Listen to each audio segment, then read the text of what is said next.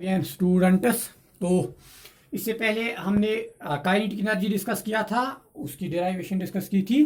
तो आज हम एनर्जी सेक्शन का लास्ट क्लास लेंगे and that is potential energy.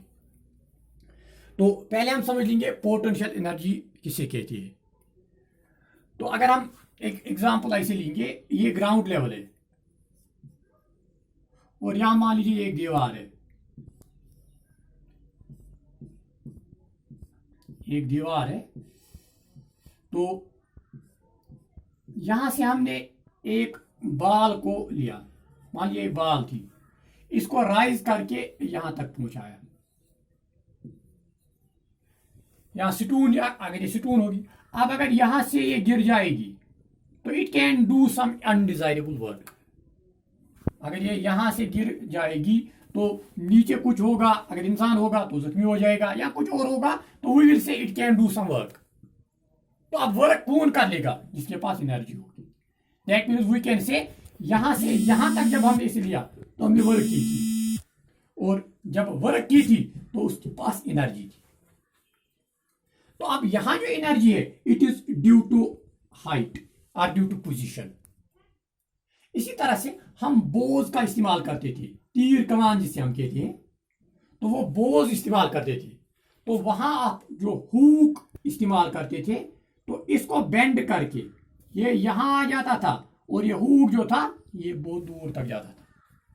तो यहां जो एनर्जी है, इसमें एक्चुअल जो ये है, इसमें चेंज आ गई। तो चेंज किस में आ गई? शेप में आ गई, साइज में आ गई। तो अब इन दोनों केसेस में जो एनर्जी होती है, इसको पोटेंशियल एनर्जी कहते हैं। तो हम कहेंगे पोटेंशियल एनर्जी का मतलब होता है वो एनर्जी जो एक बॉडी के पास होती है ड्यू टू इट्स पोजीशन और due to the change in its shape and size. तो इसको हम कहते हैं पोटेंशियल एनर्जी। ये हम लिखेंगे यहाँ। तो ये हमने यहां लिखा कि जो बॉडी के पास एनर्जी होती है ड्यू टू इट्स पोजीशन और इट्स शेप, तो उसको हम कहते हैं पोटेंशियल एनर्जी। इसके लिए भी आप याद रखोगे, इसको आप यहाँ पी कैपिटल ई इस्तेमाल करते हो डिनोट करने के लिए, या कैपिटल ई और सबस्क्रिप्ट लिखते हो पी। तो इस तरह से पोटेंशियल एनर्जी डिनोट हो जाती है। अब जो पोटेंशियल एनर्जी है, it can be due to its position and it can be due to its shape. तो इस तरह से जो पोटेंशियल एनर्जी होती है, ये दो टाइप्स में डिवाइड हो जाती है। तो एक टाइप जो बन जाता है इसका, उसको हम कहते हैं ग्रेविटेशनल पोटेंशियल एनर्जी।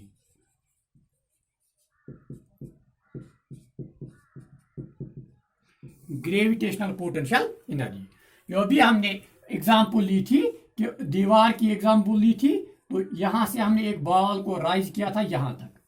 अब इसकी जो एनर्जी है, it is due to position, due to height. तो इसकी पोटेंशियल एनर्जी को हम कहते हैं ग्रेविटेशनल पोटेंशियल एनर्जी। तो ग्रेविटेशनल पोटेंशियल एनर्जी होती है that potential energy which is due to its position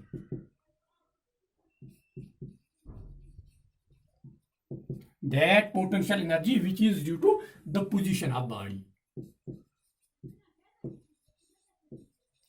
एक बॉडी की जो पोजीशन होती है, हाइट होती है, उसकी वजह से जो पोटेंशियल एनर्जी उसमें होती है, उसको हम कहते हैं ग्रेविटेशनल पोटेंशियल एनर्जी। ये ग्रेविटेशनल पोटेंशियल एनर्जी अगर हम एक्सप्रेस करना चाहेंगे, एक्सप्रेशन इसके लिए क्या बन जाएगी, इसको यहां ही कंप्लीट करते हैं। अगर हम ये इलस्ट्रेशन, फिर से मैं यहां डायग्राम आपके लिए अच्छे से बनाऊंगा, ये इलस्ट्रेशन लेंगे हम कि एक दीवार थी,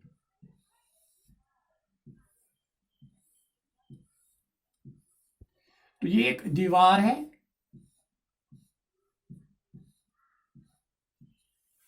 तो यहां से आपने एक ऑब्जेक्ट को लिया, उसका मास था m, और उसको यहां तक पहुंचाया। यही बॉडी ऑफ मास है, यहां तक पहुंचा। तो यहां से यहां तक लेने में आपने वर्क की, क्योंकि आपने डिस्टेंस कवर की, और यहां जो डिस्टेंस है वही say that is h, height. तो यहां जब हम जैसे ये है, ये बॉडी हमने यहां से ली, यहां तक पहुंचाई, तो इसका मास है, और फोर्स मैंने एक्सर्ट किया तो यहां तक पहुंचाया। And remember the topic of work. We are doing here work against the gravitational pull of the earth. तो this is work against gravity. तो इसके पास जो एनर्जी होगी that will be equal to the work done on the body. कितना काम हमने इस बॉडी पे किया उसके बराबर होगी वो एनर्जी जो इस बॉडी जो ये बॉडी यहां पोजेस करती है.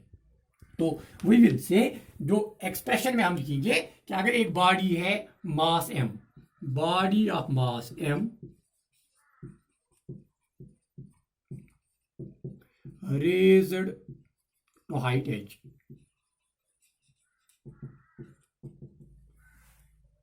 तो इसकी जो एनर्जी होगी gravitational potential energy that will be its potential energy is equal to work done on it. And we are here doing work done against gravity.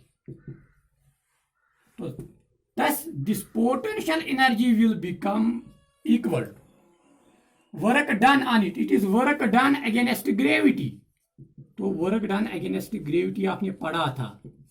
It is equal to weight of the body multiplied by distance या multiplied by height.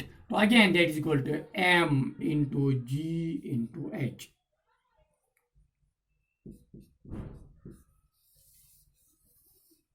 तो ये बन जाती है gravitational potential energy. किसके बराबर होती है m इंटू जी इंटू एच. एग्जाम्पल देता हूं आपके लिए. एक बॉडी का मास है 40 kg, उसको रेज किया अप टू हाइट, ये मास है, उसको रेज किया अप टू हाइट 5 मीटर्स. तो आपको पोटेंशियल एनर्जी निकालनी है. ग्रेविटी का वैल्यू आपको मालूम ही है 9.8 मीटर पर स्क्वायर सेकेंड. तो अगर यहां कहेंगे पोटेंशियल एनर्जी निकालिए तो we will use this very formula. Mass कितना है 40, ग्रेविटी कितना है 9.8 इंटू हाइट कितना है 5. तो it will be 40 multiplied by, इसको मल्टीपल कीजिए, ये कितना बन जाएगा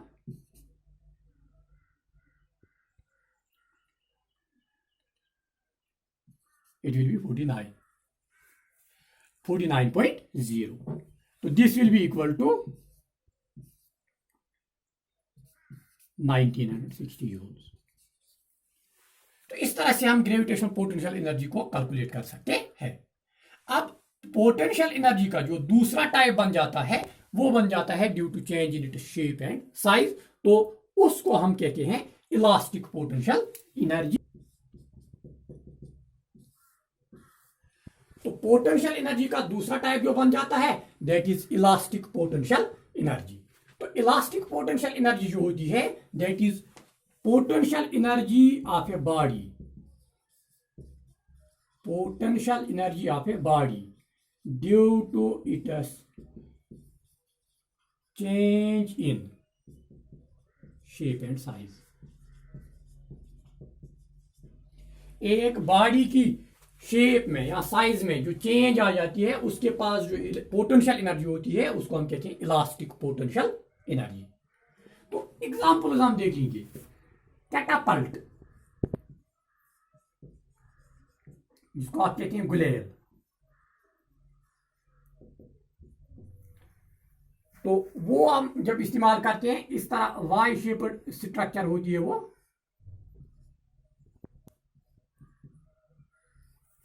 तो इस पर हम रबर बैंड बांध देते हैं. तो वो रबर बैंड जब हम इस पे बांधते हैं तो फिर पत्थर फेंकना हो या और कुछ थ्रो करना हो तो उसको हम पुल करते हैं. तो जब ये स्ट्रेच होती है तो इसमें चेंज इन शेप होती है, चेंज इन साइज होती है, तो उसके पास एनर्जी बन जाती है इलास्टिक पोटेंशियल एनर्जी. इसी तरह से बो हम इस्तेमाल करते हैं, तीर कमान. बो जब हम इस्तेमाल करते हैं उसमें भी होती है कौन सी एनर्जी, इलास्टिक पोटेंशियल एनर्जी. इस तरह से टॉय कार, बच्चे जब त्योहारों पे टॉय कार्स खरीदते हैं तो उस टॉय कार में इस तरह की एक स्प्रिंग होती है. तो इस स्प्रिंग के साथ कनेक्ट की होती है की. तो वो जब इस की को ऐसे में यहां वो इसको रोटेट करता है तो ये स्प्रिंग जो है इसकी टर्न्स जो है वे एक दूसरे के करीब आ जाती है.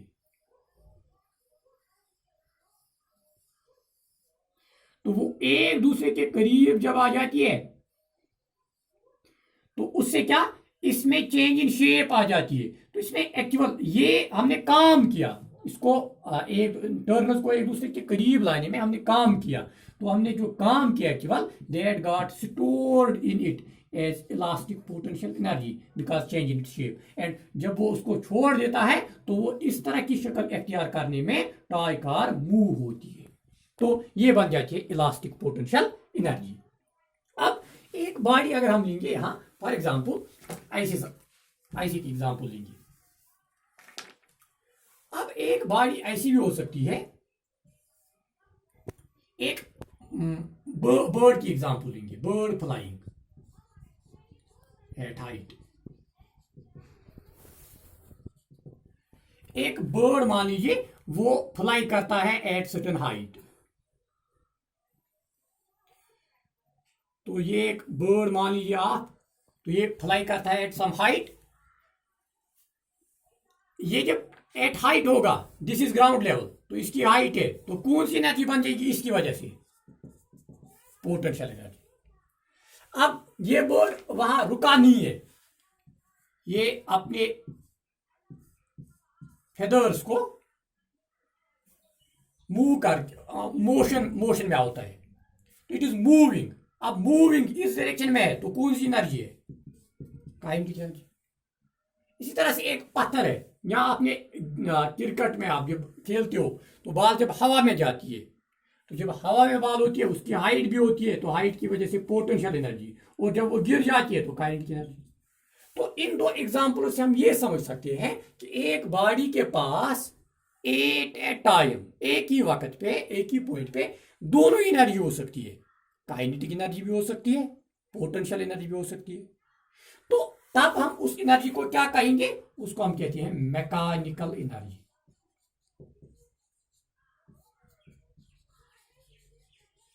तो मैकेनिकल एनर्जी का मतलब होता है एक बॉडी की kinetic energy and potential energy possessed by a body at a time।